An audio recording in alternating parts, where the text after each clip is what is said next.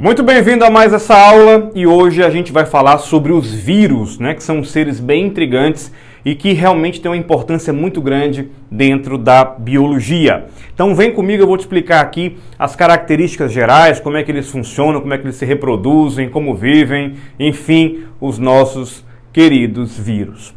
Gente, preste atenção aqui, uma coisa importante. Primeiro, a gente tem que considerar que os vírus são as menores partículas biológicas, Os vírus são realmente de dimensões extremamente reduzidas, muito menores que uma célula normal, mesmo que seja uma célula procariótica, Existem muitas discussões, o seguinte, os vírus são seres vivos, eles não são vivos, são dentro de uma classificação biológica, e aí é que vai, os seres não são células, os seres, no caso os vírus aqui, não são células. Então, como eles são estruturas celulares, estão fora daquele princípio de que todo ser vivo é composto por célula, então existe uma dificuldade muito grande de classificação. A maioria dos biólogos concordam que eles têm uma estrutura semelhante a uma célula viva, porém não são células, se comportam como tal, porém dentro de uma célula, não sendo, portanto, células e não tendo um reino, não estando dentre a configuração do que a gente chama de seres vivos. Então são as menores partículas biológicas, porém são estruturas acelulares. Há indícios de que esses vírus, há estudos, hipóteses, de que eles tenham se fragmentado a partir do DNA ou do RNA de uma célula e aí tenham passado a sofrer desenvolvimento, continuando a ser partículas. Mas que fique bem gravado, que fique bem claro que eles não são células, ok? São também chamados de parasitas intracelulares obrigatórios. O que significa dizer, obviamente, que os vírus só conseguem se reproduzir, só conseguem ter algum tipo de metabolismo quando estão dentro das células. E fora delas, eles são inativos. Inclusive, eles são conhecidos como uma partícula chamada vírion, Então, estando fora de uma célula, eles não têm metabolismo, não estão ativos, O que não quer dizer que eles não possam infectar uma célula, eles estão inativos, mas se houver oportunidade de entrarem numa célula, aí sim eles podem começar o seu processo de desenvolvimento, ok? Podem começar o seu metabolismo, que como eu falei anteriormente, dependem completamente de uma célula para existir, tá bom? Tem uma capacidade parasitária muito ampla. Eles podem parasitar vários tipos de organismos vivos. Os vírus podem parasitar células de animais, podem parasitar a gente, por exemplo. Nós temos uma gama muito grande de doenças na espécie humana que são causadas por vírus. Podem também infectar plantas, bactérias, algas, fungos, quer dizer, eles são altamente especializados nessa questão de infectar outros seres vivos, tá bom? Bom, sem atividade metabólica fora das células. Eu coloquei aqui para frisar mais uma vez, Eles são acelulares, parasitas intracelulares obrigatórios e fora das células eles praticamente não têm atividade metabólica que seja considerada útil, que seja considerada relevante, não tem atividade metabólica, ok? Uma coisa muito importante também para a gente chamar a atenção a respeito dos vírus, eu vou falar disso no próximo quadro, é que esses vírus têm uma alta especificidade, ou seja, eles se ligam a organismos específicos, eles têm uma atração química específica deles por alguns seres vivos e mesmo dentro dos seres eles parasitam órgãos e tecidos específicos também. Você vai entender mais sobre isso quando eu falar aqui no nosso próximo quadro. Tá bom? E vou falar também são assuntos do nosso próximo quadro, a multiplicação viral, como é que eles fazem para se multiplicar. Mas agora, você deve estar pensando assim, mas como é que João Paulo, a estrutura desses vírus, Já que eles não são células, a gente conhece a organização de uma célula normal, que vai ter membrana plasmática, que vai ter citoplasma, que vai ter núcleo. Bom, como é que é a estrutura de um vírus? Bom, particularmente, os vírus se classificam em dois grupos que a gente tem que entender logo de imediato. Os vírus que apresentam um envelope e os vírus que não têm esse envelope. No mínimo, os vírus têm um capsídeo que é uma espécie de cápsula proteica, né, uma cápsula proteica, e o seu material genético, que pode ser o DNA ou pode ser o RNA. Então, no mínimo, essa é a estrutura que eles vão apresentar, né, uma cápsula proteica chamada capsídeo e o material genético no interior. Esse aqui é o bacteriófago, é um vírus bem invocado, como se diz, né, bem diferentão. Tá? E esse vírus aqui, a gente pode classificar ele como o HIV, né? A estrutura dele do HIV está representado aqui no meu desenho. Ele apresenta aqui o capsídeo, você observa que ele tem o capsídeo, que é essa cápsula proteica, mais o material genético dele, que no caso aqui são moléculas de RNA. E, no caso desses vírus aqui, especificamente, eles têm uma membrana externa e essa membrana lipídica que facilita a ligação dele, que protege ele também, é chamado de envelope. E nesse envelope você vai encontrar espículas. Eu vou explorar justamente quando eu for falar aqui, ó, de especificidade no próximo quadro, tá? Porque para essas aulas aqui eu vou usar várias vezes quadros diferentes, com mais matéria aqui escrita, com mais coisas, observações importantes para você.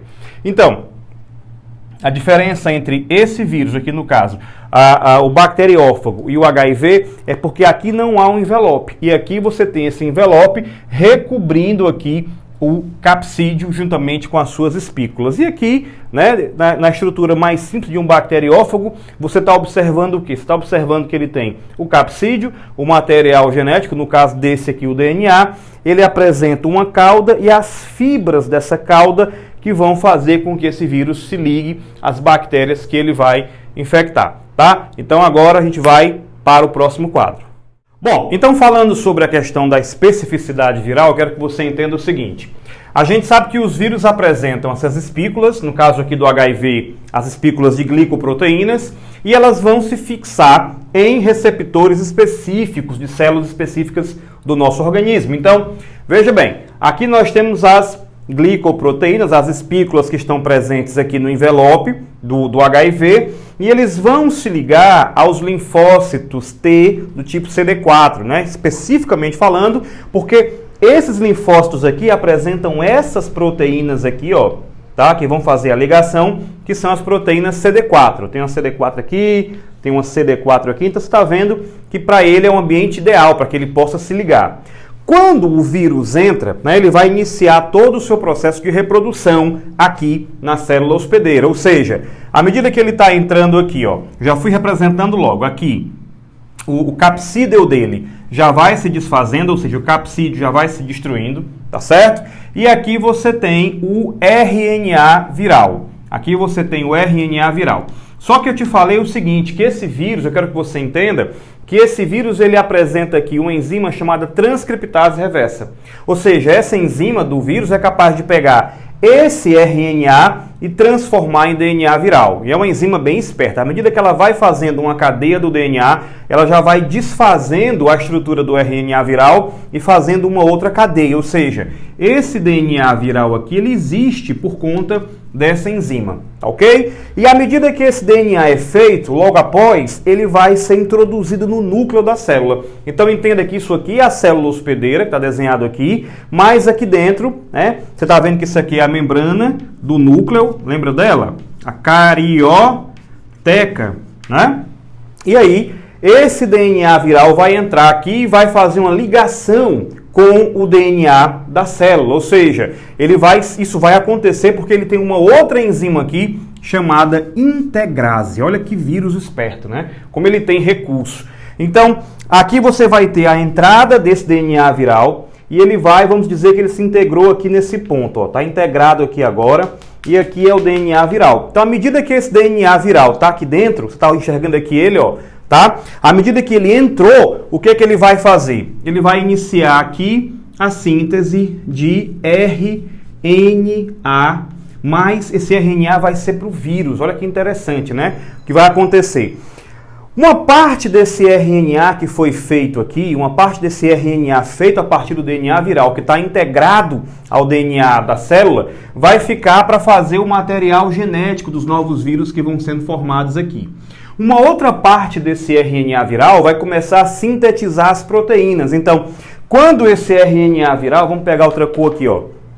Quando esse RNA viral vem aqui para o citoplasma, ele inicia a produção do novo capsídeo aqui do vírus. Ele vai iniciar a formação de enzimas que vão ficar aqui dentro. Ele vai iniciar a formação, ele vai dar origem à formação do complexo enzimático que esse vírus tem, que você viu aqui no começo. Ou seja, parte desse RNA vai servir como material genético futuro para esse vírus e parte desse RNA vai servir para a montagem desse novo vírus. Quando esse capsídeo está pronto, com o RNA dentro, ele se aproxima da membrana. Eu quero que você entenda o seguinte, olha, voltando para cá. Quando acontece a fusão do vírus na membrana, grava bem isso, tá? E esse material entrou aqui na célula, uma parte dessas espículas de glicoproteínas aqui fica aderida à membrana da célula hospedeira. Então, quando esse capsídeo está para sair, que a célula está formando esse novo vírus, o que é que vai acontecer? Ela vai procurar para se ligar exatamente esses pontinhos aqui, ó, esses pontos que tem essas glicoproteínas que são as espículas virais. Então, o que vai acontecer é que ele vai se ligar a essa região, que já tem aqui as espículas, e vai sair. Ou seja, esse envelope ele é formado a partir de uma parte, a partir de um trecho, né? A partir de uma parte ficou legal, a partir de um trecho da membrana plasmática da célula hospedeira, tá? E aí, esses vírus estão saindo e vão infectar novas células. Pode acontecer também dessa reprodução ser tão rápida, que ela vai destruir essa célula. Por isso que a pessoa tem redução da imunidade, ela tem queda da imunidade. A pessoa com AIDS, com a síndrome, né? Ela vai ter, de fato, a redução da sua imunidade. E pode ser também que esse DNA viral, o DNA que se ligou aqui, de fato, ele fique aí por muito tempo e assim a pessoa, mesmo em tratamento, mesmo aquela pessoa que está tomando a medicação, ainda assim ela está infectada porque o DNA está ligado e está uma espécie de repouso. Ele está sem se manifestar, mas enfim, a pessoa não consegue se livrar. Por isso que a AIDS é uma doença que ainda não tem cura. Mas eu quero que você foque aqui na ação viral, né? O fato de você lembrar que eu já te expliquei na primeira parte desse vídeo, que eles são parasitas intracelulares, né, obrigatórios, e que aí eles estão usando toda a maquinaria da célula, a energia da célula, algumas enzimas da célula para fazer todo o seu procedimento de reprodução. Lembrando que fora da célula ele é inativo, ele é ovírio, mas entrou, ele consegue escravizar a célula. E agora eu quero falar para você mais um pouquinho sobre essa especificidade viral e as espículas virais. Bom, então para fechar aqui essa aula, mais esse quadro, eu quero te trazer uma coisa muito importante sobre os vírus, em especial os vírus da gripe. Veja bem, aqui você vê a estrutura simples dele com o seu RNA viral, né? A gente já conhece que ele tem aqui dentro, porém, eles vão apresentar proteínas que são importantes para o encaixe dele na célula, para que ele se encaixe na célula hospedeira, e proteína também importante para que ele saia da célula hospedeira. Essa que serve para o encaixe é a hemaglutinina, tá? Daí a gente utilizar o H. E essa que serve para ele sair da célula, digamos assim, da célula hospedeira, é a chamada neuraminidase. Então entenda, é por isso que a gente usa aqui, ó, a letra H e a letra N para dizer de que tipo de vírus a gente está falando, como por exemplo o influenza vírus, por exemplo da gripe espanhola de 1918 e 1919, é o H1N1. E você escuta falar disso, de algumas variedades de vírus de gripe, mutantes, né, que tem um material genético mutante, com as proteínas espículas virais H1N1. Assim como a gente tem H2N2 da gripe asiática, que assolou o mundo entre 57 e 67. O H3N2, né, que se iniciou lá em Hong Kong também. A gente já vendo muitas viroses vindo aí da parte asiática do planeta, né? E H5N1, que foi a gripe aviária que iniciou a assolar o mundo em 1997. Então, essas espículas, grava bem, são importantes tanto para a adesão, no caso aqui da hemaglutinina, como também para a saída do vírus da célula hospedeira, tá? E o nosso amigo coronavírus, eu digo amigo, mas, né, amigo de estudo, porque fazer bem à humanidade, nenhum. Então, o coronavírus, ele tem aqui também uma coroa de proteínas aqui no seu envelope, e essa coroa é que dá justamente o nome a esse grupo de vírus, o grupo do corona. A gente está falando de um grupo específico, né, que tem essa coroa aqui ao seu redor, e a gente tem o vírus que está atualmente, pelo menos no momento em que esse vídeo é produzido, que está atualmente na pandemia, aí de 2019 a 2020, é o SARS-CoV-2, ou seja, eles têm essa coroa que caracteriza o grupo dos vírus, e especificamente falando da pandemia atual é o SARS-CoV-2. ok? Mas a gente vai ter depois um outro vídeo sobre especificamente coronavírus. Eu quero que você entenda que eles têm essas proteínazinhas aqui, ó, que a gente vai chamar de proteína S, tá? Que basicamente é muito comum, porque isso aqui são as espículas, em inglês chama spike. Então chamar de proteína S é até uma forma de falar das espículas dele. E essas espículas, proteínas S, elas fazem forte adesão principalmente às células do nosso aparelho respiratório. Daí a infecção ser muito aguda, muito grave e muito rápida de acontecer de maneira geral no nosso organismo, tá bem? Então eu espero que você tenha entendido tudo dessa aula, tá? Se você não entendeu alguma parte, volta lá, deixa os teus comentários que é muito importante, compartilha com as pessoas que você acredita que seja importante também, tá? Se inscreve no nosso canal, deixa o teu like, deixa o teu comentário e eu espero ver você numa próxima aula.